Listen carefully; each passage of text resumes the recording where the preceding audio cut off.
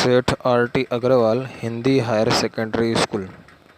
विषय वाणिज्य व्यवस्था और संचालन, कक्षा 12 में H.O. अग्रवाल ऑनलाइन एजुकेशन में आपका हार्दिक स्वागत करता हूं।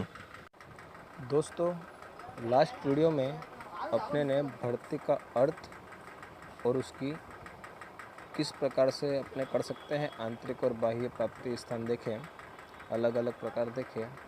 दोस्तों, भर्ती के बाद कर्मचारी व्यवस्था में दूसरा मुद्दा आता है चयन। कि चयन किसे कहते हैं और उसकी प्रोसेस क्या है। तो आज दोस्तों हम भर्ती के बाद जो कार्य होता है चयन का वो सीखने वाले हैं कि चयन अर्थात क्या। चयन इन दी सिलेक्शन। तो चयन अर्थात आवेदन पत्रों को जांच करके योग्य उम्मीदवार की नियुक्ति करना। दोस्तों, भर्ती यानी कि कर्मचारी को नौकरी पर रखना ऐसा नहीं होता। चयन भर्ती की प्रक्रिया का ही एक भाग है। भर्ती में मात्र उम्मीदवार को आवेदन करने के लिए प्रोत्साहित किया जाता है, जबकि चयन में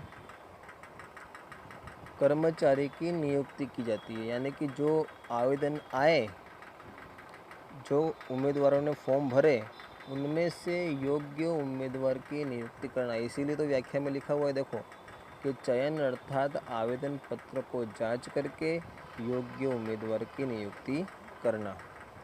अलग अलग इकाई में चयन की विधि अलग अलग होती है। इसका आधार इकाई का कद, प्रकार, कर्मचारियों पर भी होता है। ध्यान रखिएगा कि चयन का आधार किस पर होता है, तो इकाई का कद, प्रकार और कर्मचारियों के प्रकार पर होता है। प्रत्येक बड़ी इकाई में संचालन के 3 स्तर देखने को मिलते हैं, जैसे कि उच्च स्तर, मध्य स्तर, निम्न स्तर। और प्रत्येक स्तर के लिए अलग अलग योग्यता वाले कर्मचारी की भी आवश्यकता होती है।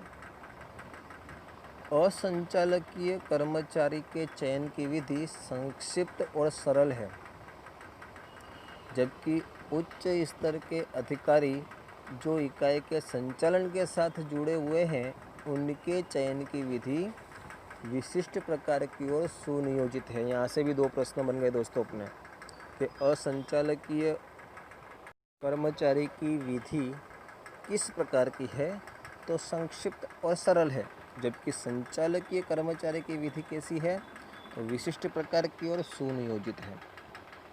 उचित स्थान के लिए योग्य कर्मचारी का चयन हो, यह आवश्यक है। कर्मचारी का चयन महत्वपूर्ण विषय होता है। योग्य, विशेषज्ञ, अनुभवी और वफादार कर्मचारियों का चयन इकाई के लिए संपत्ति के समान होता है। तो कैसे कर्मचारी का चयन इकाई की संपत्ति के समान होता है, तो योग्य, विशेषज्ञ, अनुभवी और वफादार कर्मचारियों का चयन इकाई के लिए संपत्ति के समान होता है। तो आइए बात करते हैं चयन की प्रक्रिया की। दोस्तों, चयन की प्रक्रिया में हमें कुल 9 मुद्दे देखने को मिलेंगे, जिसमें पहला है स्वागत एवं प्राथमिक मुलाकात। दूसरा है आवेदन पत्र स्वीकार करना एवं उसकी जांच करना। तीसरा है आवश्यक परीक्षाएं लेना, विविध प्रकार की परीक्षाएं होगी। चौथा है प्रत्यक्ष मुलाकात। पांचवा भूतकाल के जीवन वृत्ति की जांच करना। छठा प्राथमिक चयन। सातवां चिकित्सकीय जांच करना। आठवां नियुक्ति पत्र और 9वां इकाई का परिचय। इस प्रकार से कुल 9 मुद्दे हैं दोस्तों, और 9 के 9 मुद्दे का हमें क्रम बनाए रखना है। यानी कि सभी को क्रम से लिखना है, स्वागत एवं प्राथमिक मुलाकात से लेकर इकाई के परिचय तक। यानी कि सबसे पहले स्वागत एवं प्राथमिक मुलाकात आएगा और लास्ट में इकाई का परिचय। और सभी मुद्दे क्रम से लिखना है। क्यों? क्योंकि ये एक प्रक्रिया है। प्रश्न आ सकता है कि चयन की प्रक्रिया समझाइए, तो हमें प्रक्रिया क्रम से 9 के 9 मुद्दे आने चाहिए। 5 नंबर के लिए बहुत ही महत्वपूर्ण प्रश्न है।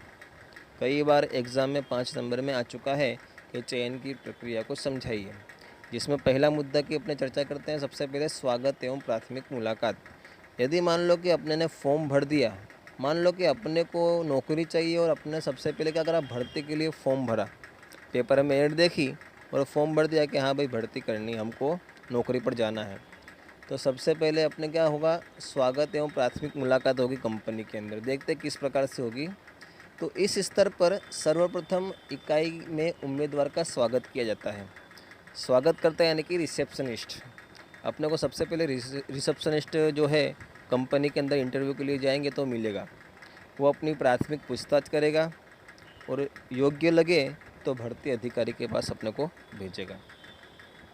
भर्ती अधिकारी उम्मीदवार का ज्ञान, कौशल्य और कार्य संबंधी जानकारी की आदि की पूछताछ करेगा। यदि प्राथमिक मुलाकात में उम्मीदवार योग्य प्रतीत होता है तो उसको क्या करता है, आवेदन फॉर्म भरने के लिए दिया जाता है। इस कार्य का मुख्य उद्देश्य क्या है, अयोग्य उम्मीदवार को प्रारंभ से ही आवेदन करने के लिए रोकना। ध्यान रखिएगा, प्रश्न आ सकता है कि स्वागत एवं प्राथमिक मुलाकात का मुख्य उद्देश्य क्या है। तो इसका मुख्य उद्देश्य क्या है, अयोग्य उम्मीदवार को प्रारंभ से ही आवेदन करने के लिए रोकना।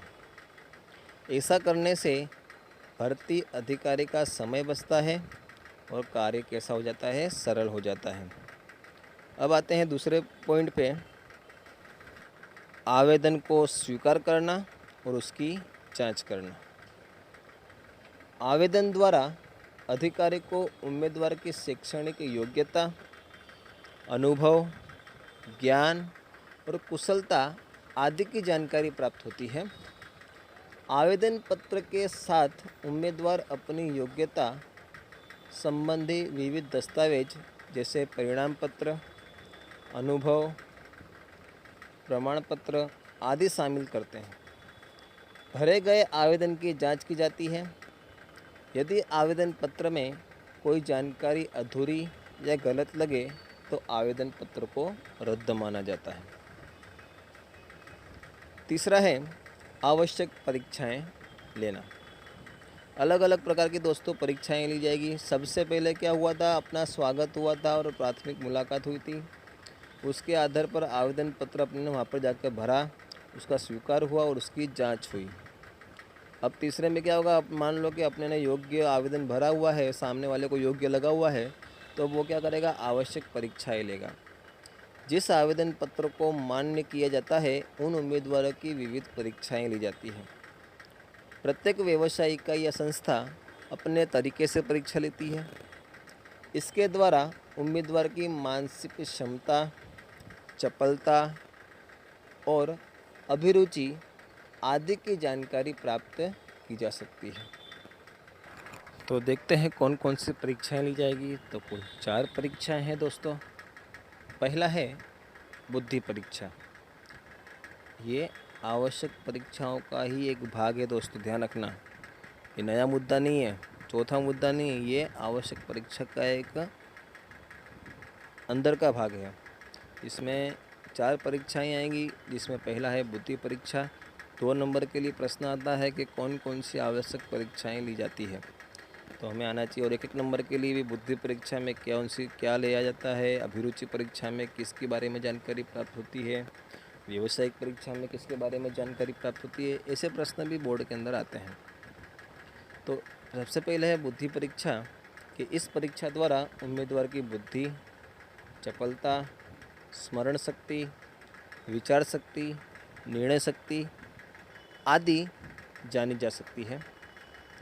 और अभिरुचि परीक्षा में जिस कार्य के लिए उम्मीदवार का चयन किया गया हो उस कार्य के प्रति उम्मीदवार की रुचि है या नहीं, अभिरुचि है या नहीं, उस विषय में जानकारी प्राप्त कर सकते हैं। तीसरा है व्यावसायिक परीक्षा। तो उम्मीदवार को जो कार्य करना है उस संबंधी उसमें योग्यता है या नहीं, यह जाना जा सकता है। और चौथा है मनोवैज्ञानिक परीक्षा। तो इस परीक्षा से उम्मीदवार का स्वभाव, आत्मविश्वास, रुझान, आदत आदि के बारे में जानकारी प्राप्त की जा सकती है। तो कुल 4 परीक्षाएं 1-1 नंबर के लिए भी अपनों को महत्वपूर्ण है, 2 नंबर के लिए भी महत्वपूर्ण है और 5 नंबर के लिए 4 मुद्दे लिखना भी काफ़ी महत्वपूर्ण है। तो सभी प्रकार से परीक्षाएं महत्वपूर्ण, ध्यान रखिएगा। अब बात करते हैं चौथे मुद्दे की। चयन की प्रक्रिया का जो चौथा मुद्दा है उसकी बात करेंगे, तो वो है प्रत्यक्ष मुलाकात। प्रत्यक्ष मुलाकात यानी दोस्तों अंग्रेजी में इसे बोलते हैं इंटरव्यू, साक्षात्कार। तो विविध परीक्षाओं में जो उम्मीदवार सफल हो गए उन्हें इंटरव्यू के लिए बुलाया जाता है। उम्मीदवार के चुनाव के लिए चयन समिति की रचना की जाती है, जिससे पूर्वाग्रह मुक्त मूल्यांकन होता है। समिति में विविध विशेषज्ञों के अलावा संचालकों के प्रतिनिधि, विभागीय अध्यक्ष, कर्मचारी विभाग के अध्यक्ष आदि का समावेश होता है। इस समय कार्य के अनुसार प्रश्न पूछे जाते हैं, विषयांतर न हो उसका ध्यान रखा जाता है। इस समय नौकरी की शर्तें, मिलने वाले वेतन आदि की स्पष्टता भी की जाती है। फिर पांचवा मुद्दा अपना है दोस्तों, भूतकाल की जीवन वृत्ति की जांच करना। उम्मीदवार वर्तमान समय में जहां कार्य करता हो अथवा भूतकाल में जहां उसने कार्य किया हो, उन इकाइयों से उम्मीदवार के संबंध में जानकारी मंगवाई जाती है और आवेदन पत्र में उम्मीदवार दी गई जानकारी के साथ तुलना की जाती है, जिससे उम्मीदवार की सही परिस्थिति का ज्ञान होता है। उम्मीदवार की प्राप्त जानकारी पूर्वाग्रह से मुक्त होनी चाहिए, जिससे उम्मीदवार के बारे में योग्य निर्णय लिया जा सकता है। इसके अलावा आवेदन पत्र में दर्शाए महानुभाव का अभिप्राय प्राप्त किया जाता है, जो चुनाव प्रक्रिया में सहायक होता है। अब बात करते हैं छठे मुद्दे की, प्राथमिक चयन। यदि प्रत्यक्ष मुलाकात और भूतकाल के जीवन वृत्ति के विषय में बातें सकारात्मक हो तो चयन समिति उम्मीदवार की सूची बनाती है। इस सूची में जितनी आवश्यकता होती है उससे अधिक उम्मीदवार की सूची तैयार की जाती है, अर्थात वेटिंग लिस्ट बनाई जाती है। और उसके आधार पर मान लो यदि भविष्य में हमें फिर से उम्मीदवार चाहिए तो हम इस सूची के द्वारा उम्मीदवार को प्राप्त कर सकते हैं, जो कि अपने ने भर्ती के जो प्राप्ति स्थान थे उसके अंदर उसकी चर्चा करी है। प्राथमिक चयन होने के बाद हम चिकित्सकीय जांच करेंगे दोस्तों, यानी कि मेडिकल रिपोर्ट कर्मचारी की मंगवाएंगे। जितने कर्मचारी की आवश्यकता हो उतने उम्मीदवार का प्राथमिक चुनाव करके इकाई द्वारा निश्चित किए गए डॉक्टर या अस्पताल में शारीरिक जांच के लिए भेजा जाता है। इस जांच का मुख्य उद्देश्य यह जानना है कि उम्मीदवार किसी शारीरिक कष्ट या गंभीर बीमारी से पीड़ित तो नहीं है। शेष उम्मीदवारों को प्रतीक्षा सूची में शामिल कर लिया जाता है। भविष्य में जब उम्मीदवार की आवश्यकता हो तो इस प्रतीक्षा सूची में से क्रमानुसार हम चयन कर सकते हैं। फिर आठवां मुद्दा है नियुक्ति पत्र। अंतिम चयन के बाद उम्मीदवार को नियुक्ति पत्र दिया जाता है, जिसमें उम्मीदवार को किस स्थान, किस पद, क्या अधिकार, कर्तव्य, दायित्व तथा कर्मचारी को मिलने वाले वेतन और अन्य आर्थिक एवं अनार्थिक बातों की जानकारी दी जाती है। नियुक्ति पत्र दोस्तों मिल गया, उसके बाद इकाई का परिचय, कर्मचारी को इकाई से परिचय करवाया जाता है। आधुनिक इकाइयाँ नियुक्ति पत्र देने के बाद और कार्य सौंपने से पूर्व कर्मचारी को इकाई की नीति, पर्यावरण, उच्च अधिकार, सहकर्मचारी और अधीनस्थों के साथ अपना परिचय करवाती है। तत्पश्चात कार्य सौंपते हैं। तो अपने को अब ध्यान रखना है इसके अंदर कि सभी मुद्दे अपने को क्रम से लिखना है।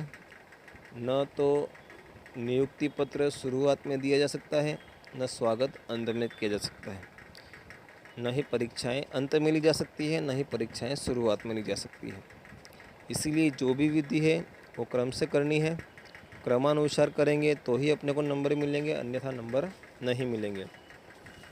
तो चयन की विधि में आज के लिए इतना ही। अगले वीडियो में नए प्रश्न के साथ फिर से मिलेंगे। तब तक के लिए धन्यवाद। जय हिंद, जय भारत।